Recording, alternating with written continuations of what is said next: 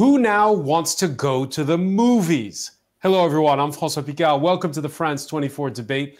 After 3 months of lockdown here in France, cinemas allowed to reopen this past Monday, with some eager to attend special screenings at 1 minute past midnight. On est là ce soir pour assister à la séance Les Parfums à minuit 1 pour la réouverture des cinémas.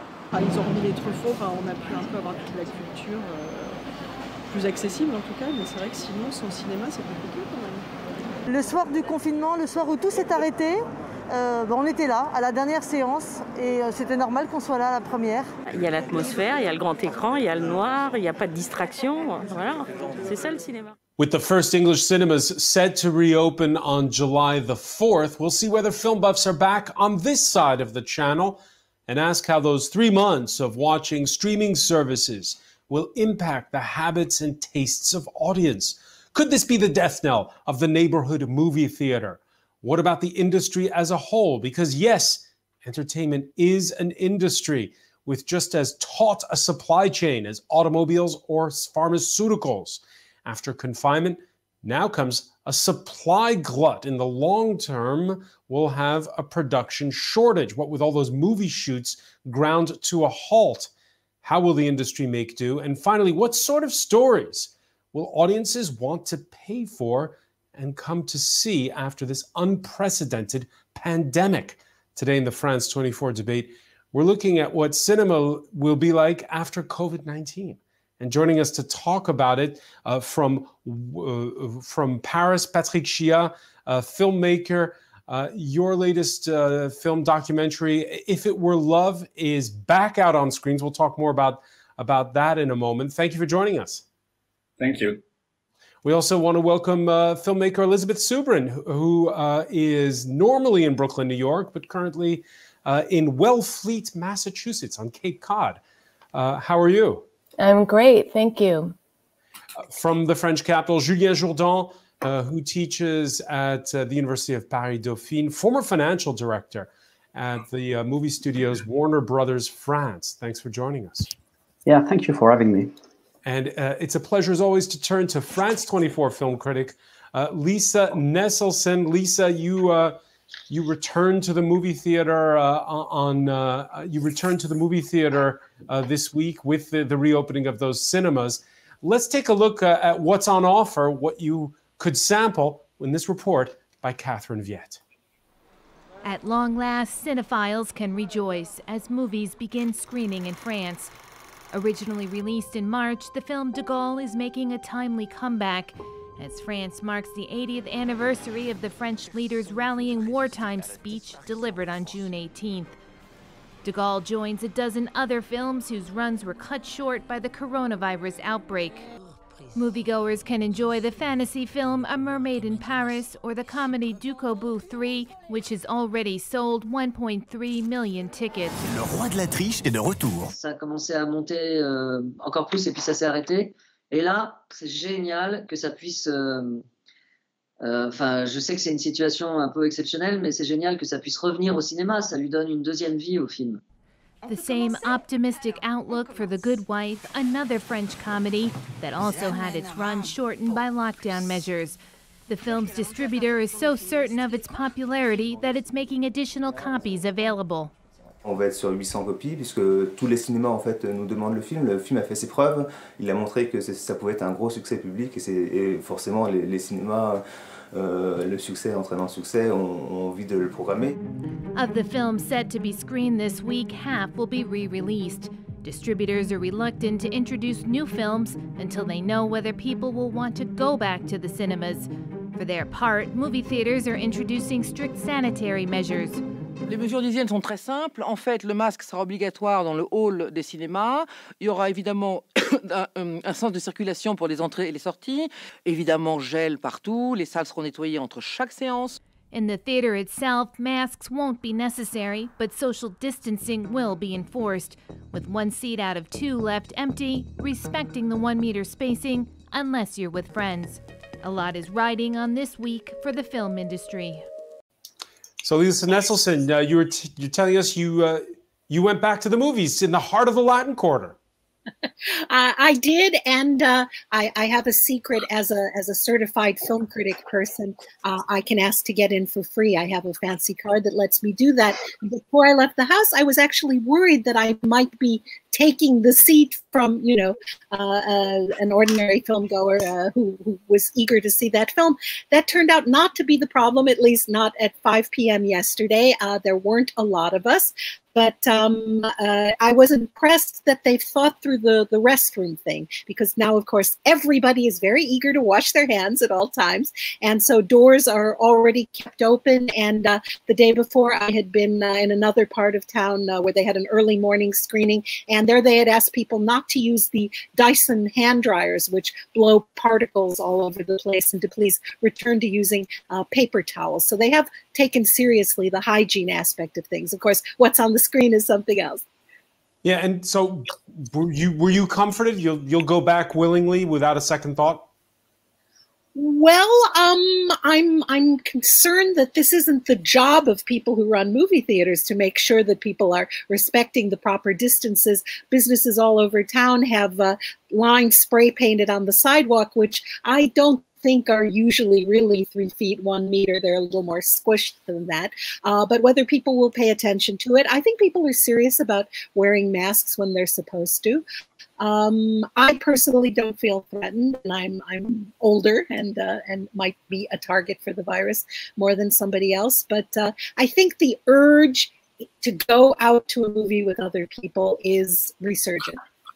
Julien Jourdan, have you been back to the movies? No, not yet. Will you return? I hope so, yes. And are you reassured by what you just heard from Lisa? Well, I think, movie theaters are doing their best. But of course, it's going to be a very slow, I mean, I think people will go back to the movie theaters. It will take time for them to be reassured and, feel safe to go there without any trouble and any concern. It's going to take time, you say. So what were your thoughts when you saw in that report the makers of one of those movies saying they printed extra copies?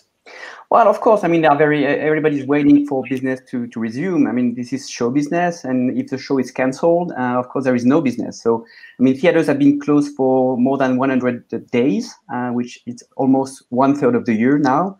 And honestly, all the forecasts for the year are just terrible. It's going to be a very bad year for the movie industry as a whole. Forecasts, I think, for the US are somewhere close to -50% to -60% for 2020. And as far as I understand, it's going to be the same in France. This after a record year in France. Yeah, after a record year. But,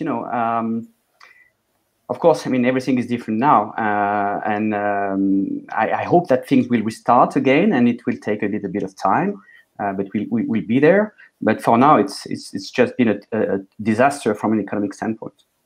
Which brings us to the tragic tale of Patrick Shea. Patrick, your documentary film, If It Were Love, about a dance performance that is screened for the released on March the 4th, just before lockdown. Tell us what happened next. Now, you all know, then it stayed, I think 10 days later, they closed down. And I don't know, I was not so, thank you for what you're saying, but I don't know, I had quite a distance to it. Maybe because we do films, so we know it's about time, and films stay in a way, and the films we love, they stay 20 years, so I hope it will stay somewhere, this film. So I didn't think so much about my film. My distributor, who worked a lot, and these kind of films, there's a lot of work to do to get them in cinemas and to get the audience. She nearly cried one day. So I think we were sad because we worked a lot, and then there was the lockdown, and a lot of people wrote me, they wanted a link, how it works. And even we had real discussions about putting the film on the platforms, and we decided not to do it, to wait. And because I think it's a political choice, and we waited, and so now there's a re-release. It's a little bit strange. It's like, if I never had a baby, but if you have 2 times the same baby, maybe. Something very strange. And was it worth the wait? I think it was worth to wait. Yeah, I heard. So of course it's not the biggest film. So but we have more cinemas because they need films also, I think. And I heard it's full, so people wrote me it's full. You know, it's not the biggest theaters, but it's full, and it's a film about touching. So maybe it's the right time we missed to touch people. So yeah, maybe. let's take a look at the trailer from the movie. If It Were Love, it's about a dance performance that pays tribute to the rave scene of the 1990s.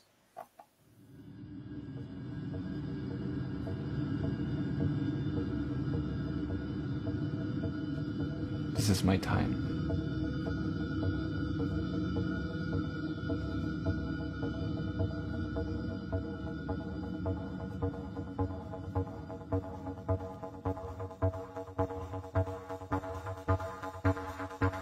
I completely need this.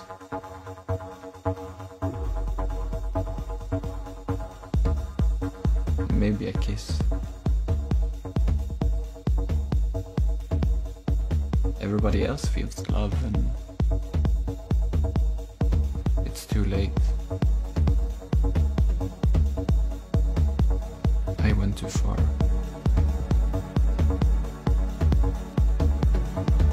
Then I feel like just one more time, one more moment of feeling close to him.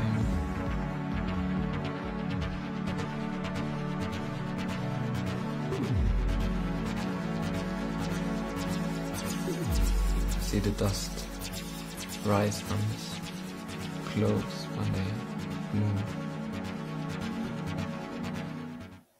Patrick Shia, when we were watching films during lockdown, we all had a nostalgia for the days when you didn't have to social distance. We saw a lot of touching and hugging and kissing there. Yeah, but that's the subject.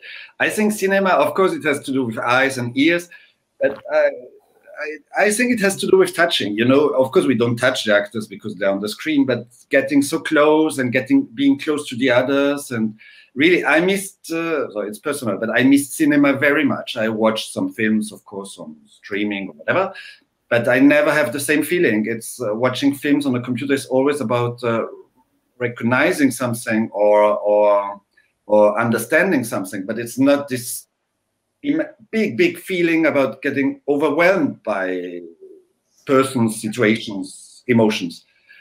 And I think that's why we need cinemas, and every kind of cinemas. And I miss this a lot. Here in France, Elizabeth Suberin, we have a industry that's well regulated. During lockdown, the local theaters were helped by the French state, helped by the subsidy system. Of course, it's a different story where you are. Yes, I mean, we're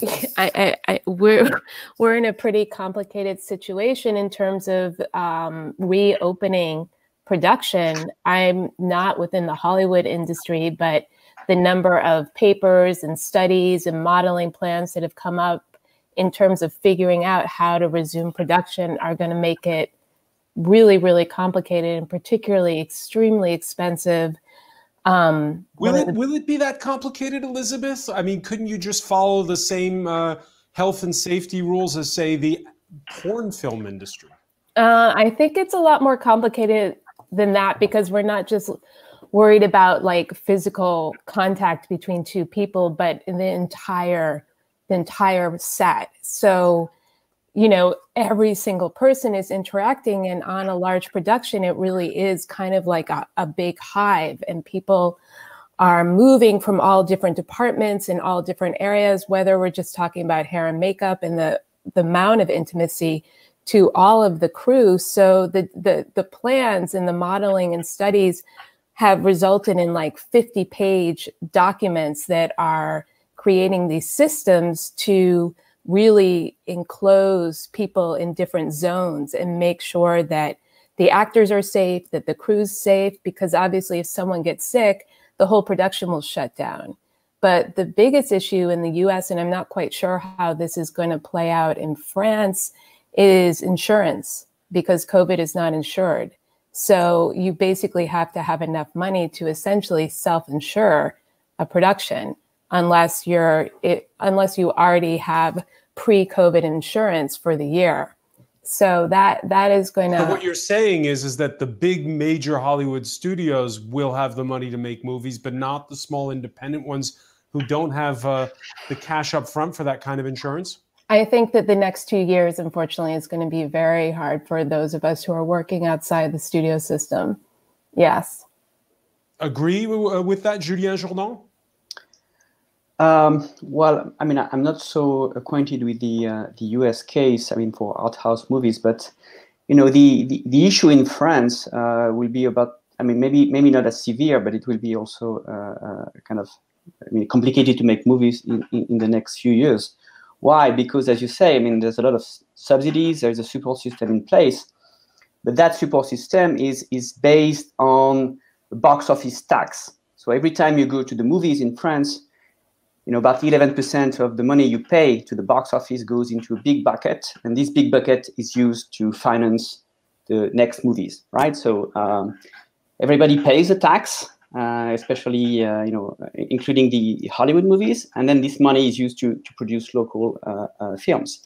But so far, the system's worked. We haven't seen independent movie houses go bankrupt because of COVID-19 in France. No, because I mean, because it's way too soon to see the effects of the crisis. But there will be less money available. I mean, just basically for future movie productions. So I mean, the film board, the Centre National de la Cinématographie, made some changes to the system to allow producers to get access to the support fund more easily, but I think it's going to be tough, and we will probably see a reduction in the number of movies being produced in the next 2 to 3 years. Lisa Nesselson, fewer movies. Already we're seeing that the releases include a lot of re-releases, old films being reshown. Are we going to be watching? How do you keep those movie theaters going if there are fewer movies coming out, basically? Well, you mentioned old movies. I genuinely think that's less of a problem here in France than it will be in most other countries, because of the 6,000 screens here in France, which is 25% of all the movie screens in Europe in its entirety, about 40% of them are officially designated as art houses, which means that they show, they're obliged to show, and they are glad to show smaller films, older films, revivals. And so the French audience is very used to paying full price to go see what the rest of the world might call an old movie. And so that's just a habit, to go to a movie and see older stuff. So there's a lot of repertory theaters. There's a lot of places that will say, we're showing the collected works of Woody Allen, or we're showing movies with Audrey Hepburn, and people will show up because they want to see those movies. Either they've never seen them, or they want to see them again, or they just want to see them on the big screen. So for the pipeline for now, I don't think that's a problem in France. Fewer films will get made. Last year, over 350 French films were released in theaters, and a lot of people say, well, that's too many. That's almost one a day. But of course, how in the world does anyone decide what should get made and what shouldn't get made? And I've always admired that it's not the main French criterion, that it has to pay for itself, and not only that, turn a profit. So I think France is in less trouble than a lot of other film-going nations. Patrick Shia, when you think of your native Austria, how does it look? How does it look in Austria? I didn't call so much friends in Vienna, so I don't know exactly how it works there. I think we have the same problems in Europe, and of course in France, as you say, it's maybe easier than somewhere else. But even before the COVID, there were questions coming up about diversity, and things are changing, you know, with Netflix and things like this. And I'm very scared about diversity in a way. So what kind of films come to cinemas? Yeah. And one of the questions during the COVID was, let's put the small films on the streaming platforms earlier. And if we say yes, you know what it means. In 1 year, okay, why do we put the small films in the cinemas? Let's keep them for the big films. Even, sorry for the names, I forgot them because we're not together, so it's difficult. But even if we have a lot of art house cinemas in France, they don't all show small films. You know, what we call art house is quite vague, depends where. As a filmmaker, and as a spectator, it's not only about me, it's about what I want to live in life. I'm scared of diversity. And in Austria, it's a small country that do a lot of films for. There's not really an industry in Austria, if I can say it quickly. In France, we are in the industry, and even small films are part of the industry. I'm part of the industry, and I give money to this system, and they give me money. You know, I'm not only getting state money, and so yeah, I'm quite scared. Of course, maybe we have too many films, and so, but this is an old discussion, and I don't know who could stop making films. You know, I'm not the police of who makes films or not. Certainly, 3 months of lockdown changes the equation. We've seen a surge in subscribers to the big streaming platforms. At one point, back in April, Netflix was worth more on the stock market than the oil giant Exxon or Cisco, the tech company. That has since changed a little bit. Nonetheless, how do you explain this exuberance, Julien Jourdan? Well, I mean, basically, and it's not only in the movie industry, but the COVID crisis has been a tremendous accelerator of pre-existing trends. So, I mean, this has been going for years now, and we see two major trends in the industry. One is the rise of these big streaming platforms. So that's, I mean, Netflix, of course, which has now more than 180 million subscribers worldwide. But also Disney Plus, more than 50 million subscribers, and others. And these platforms are getting bigger and bigger. And they are actually built not at the expense of movie theaters so much, but at the expense of traditional television networks. So what we see is that television networks are in free fall almost all over the world. That's the case in the US, definitely. That's also the case in France. So it was a little bit better during the lockdown because people had to watch TV to get the news, but the trend is there, and it's going to be further and further going. So that's the first trend. The second trend is the slow erosion of the theatrical market. So if you look at of course, the theatrical market is very variable. You have good years, you have bad years. So last year was a very, rather bad year in the US, -6%. Rather good year in France, +6%. But if you look at the long trend, you see that every year, on average, the theatrical market loses 1-2% of audiences, and you see the theatrical audience getting older and older. And actually, watching the short video that you showed at the very beginning, it was quite telling. I mean, all the people you interviewed were like 50 or 50 years old or older. And why? Because it's 40% plus, more than 40% of the audience in France now. So it used to be, that the young people were driving the box office activity. It's not the case anymore.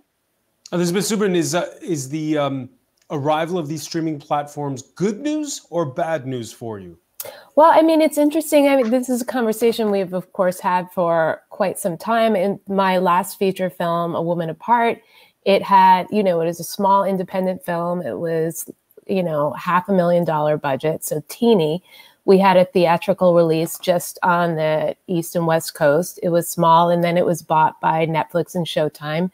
And I think, if it had been 10 years before, I would have been upset that it didn't have like a very wide release or something like that. But what was amazing about having it on these platforms is that anybody who wanted to see it could see it. So, was there an uptick during lockdown?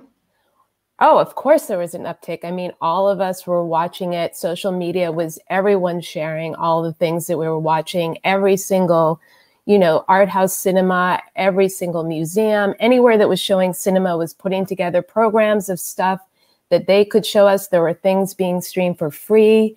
So it was a very, very vibrant time in terms of watching online. But I think that what we were saying earlier about just the joy of a cinema and of cinema the screen encompassing us is something that is irreplaceable to watching, on a teeny frame. But Julien Jourdan says it's irreplaceable if you're above a certain age. Yeah, I'm not sure about that. I mean, I don't know the numbers as well as you probably do, but in the US, the market for multiplexes is really directed to teenage boys. And I think they're probably also the kids who are least worried about being exposed to the virus. So I I think that there are going to be a lot of people in the movie theaters, and including young people. Art house cinema is a different thing. I'm not sure. Lisa Nesselson, if you look at the list of summer blockbusters that are going to come out, it's very warm today in Paris. So before COVID, we would have seen the movie theater as a great refuge from the heat. You've got Proxima with Eva Green, Unhinged with Russell Crowe, the new Mulan movie by Disney, and Christopher Nolan's Tenet. These blockbusters, will they work in this current environment? I imagine they definitely will for the portion of the audience that is drawn out to see what's new, what's big, what's important to see. But again, I think we can count on people just wanting to have that film experience, because film is such a big part of French life, and because France is not an awards-focused country. People, awards are nice, but it's not a big deal. It's really not.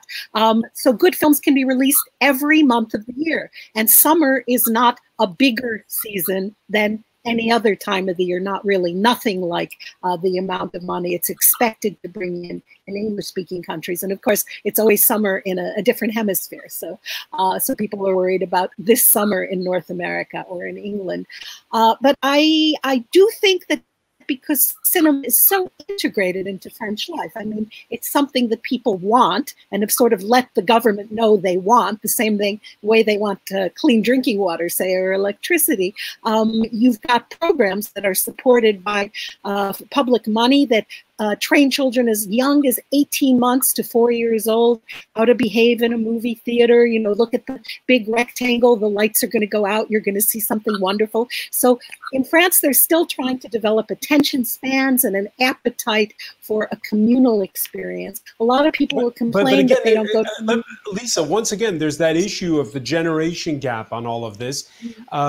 We should mention that one of the movies that's done really well since the start of the week, since lockdown ended here in France, is the film Mr. Jones by Agnieszka Holland, the Polish director. And you were pointing me, Lisa, towards an interview she gave where she worried that young filmmakers, they don't have the same kind of approach to movie making as older ones, especially coming out of a time of hardship like this one. She's 71 years old and a stupendous filmmaker and a very smart woman. And she pointed out that after World War II, this incredible group of, really significant, important international filmmakers emerged. And they were all men, but they had experienced war and they knew something about real life. Whereas up-and-coming younger filmmakers now have been bathed in a virtual environment next to real life for their entire lives. And so she said the film work that she watched that was produced during lockdown was technically magnificent, but she sensed that for her as a film goer, it was superficial. It looked good, but it wasn't really about anything. And that's one of the reasons people in France are very happy to revisit movies that were made in the 50s, 60s, and 70s, because the people who made them had experienced real life. Yeah. Have you perhaps recalibrated, Elizabeth Suberin? You were telling us before we began that you were beginning a shoot here in France when you were surprised by lockdown. First of all, tell us what happened with your project. Well, basically, I was in France on a U.S. State Department supported fellowship, and I was there to do research on the late French actress Maria Schneider. I'm working on a somewhat experimental or speculative biopic about Maria Schneider, and I was there doing research. And in March, we went into lockdown in France, and about a week into it, the State Department abruptly ended the fellowship and brought back U.S. fellows from around the world. And my opinion on them choosing to do that is another thing. But basically, I've been planning. So is your project still on? My project is on hold in terms of, I don't even know. I mean, based on what Trump decided yesterday, I don't even know when I can get back into France. So the film production that we were working on for June, I have no idea when that will happen. And I think you'll be telling different kinds of stories now. I mean, one of the only things I feel fortunate about in terms of this project is obviously, given the fact that Maria died in 2011, this entire project is a period piece. So a lot of those questions about how will we look at intimacy post-COVID, you know, if it's a story that takes over, you know, like the last, you know, decade, will people be referring to COVID the way they refer to 9/11 in films? And in my case, that's not an issue because this is very much predates COVID. In terms of how I make the films, I really don't know right now. I think that, you know, my budget will have to get bigger because of all the precautions that are required on set, especially in unionized production, you know, in terms of like what Screen Actors Guild or the Directors Guild are going to expect. It's, you know, it adds like 12 to 30% of the budget to just follow all those regulations, to say nothing of insurance. So my films were already low budget independent films. I'm not quite sure how I'm going to do that, but mostly I'm concerned about just being able to get back to France so I can continue the research and continue to develop the project. Hey, Elizabeth Suberin there talking about how 9/11 spawned screenwriters to visit the topic. The New Yorker film critic Anthony Lane penned a piece during lockdown about how cinema is affected by quote-unquote plagues, and he paid attention to films of the 1920s after the Spanish flu, and in particular to the films of Murnau, the German filmmaker who made Nosferatu and Faust. And he writes about Faust: when the plague arrives, it's not some invisible foe, but a rat-gray mist that creeps through the winding passageways, an effect achieved by the use of a propeller and suit. Patrick Shia, will you be writing different stories? Will you be telling different stories because of COVID? That's so difficult to say, you know. I would be scared if immediately I have an idea what do I have to say about COVID and so on. This doesn't make interesting films, I think. I think we need time, and as my colleague said, there are a lot of things we don't know. You know, tomorrow I go to Brussels to visit places for my new film I want to shoot next summer, The Beast in the Jungle, and it's about Wicklow in a club during 25 years. So you can imagine my problems, but I don't have the answers to everything. Of course, something will come up from this, but maybe I couldn't say. I'm not writing about the COVID now, no. It's very difficult, isn't it, Julien Jourdan, for producers, because you could hire, with movies, you can have the best director, the best screenwriter, and you still don't know what the taste of the audience is going to be. But will they be banking on, if you look, say, back to the 1930s, a lot of the Hollywood movies didn't talk at all about the Great Depression. Instead, they happened in palatial homes. What kind of stories are you expecting to see on the big screen? Well, I don't really know. I mean, that's a question you should ask my, you know, the filmmakers on the debate. I think, you know, filmmakers will have ideas. There's no doubt about that. They will have tremendous projects. So the question to me would be more, you know, how will this be financed? Where will the money come from? And the related question is, how will they be distributed? So I agree. I mean, I like the big screen as anyone else, and I agree with Patrick. It's a unique experience, but there are only so many movies you can distribute on the big screen, even in France, where we have this huge park of cinemas. So now the question is, you know, of course, movie theaters won't disappear, but what will be their place in the industry? And I think there's a very symbolic thing that happened during lockdown, and that was Netflix acquiring, purchasing the Egyptian theater in Hollywood. Of course, it's non-significant even from an economic standpoint, but it's highly symbolic event if you think about it. You know, Netflix taking over a mythical cinema, a mythical movie theater, just to promote its own shows. Lisa Nesselson, they talked during lockdown about all sorts of things that would happen afterwards, including the return of the drive-in movie theater. Your final thoughts on where the cinema is actually going?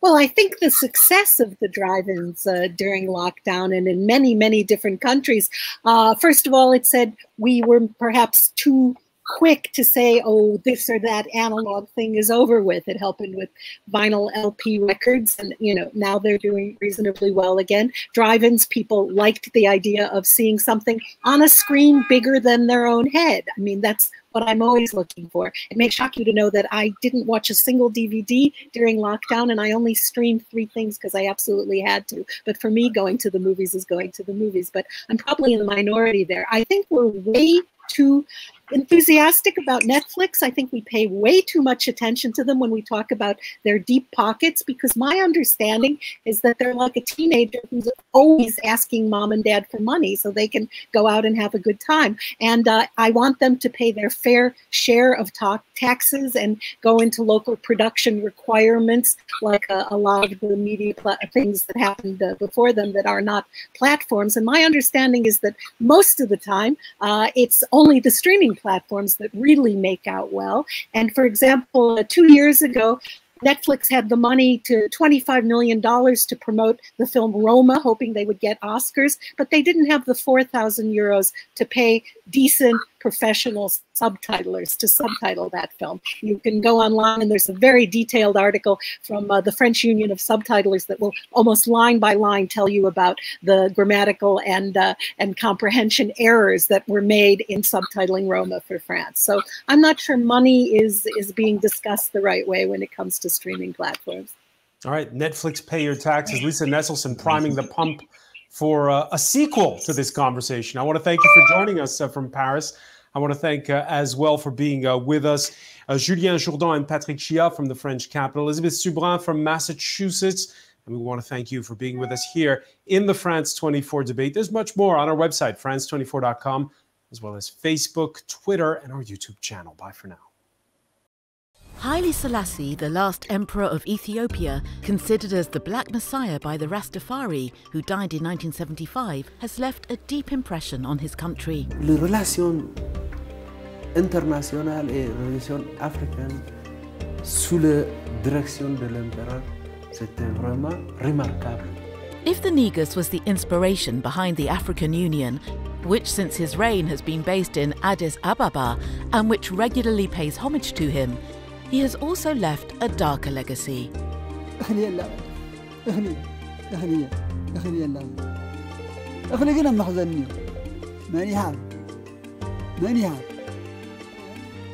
Between his supporters and those who fear the return of an autocratic regime, Haile Selassie's legacy remains divisive. Don't miss the Negus Empire Revisited on France 24 and France24.com. Je regarde France 24 parce qu'en tant qu'étudiante en sciences politiques, ça me permet de rester à jour sur les informations dans le monde, sur les conflits, les débats politiques, tout ça. الاختلاف بين فرانس 24 والقنوات التانية في المحتوى المتنوع وفي التوجه الأقرب للحيادية. I like their coverage, especially with the news and the politics, but also I like the cultural aspect because that, me as a Kenyan, I get to learn a lot about Francophone, Africa, Francophone in general, whether it's in Europe or here, just from France 24. France 24 m'aide à voir une perspective plus complète du monde et à comprendre différentes langues et différentes cultures. France 24, with you everywhere, all the time. Liberté, égalité, actualité.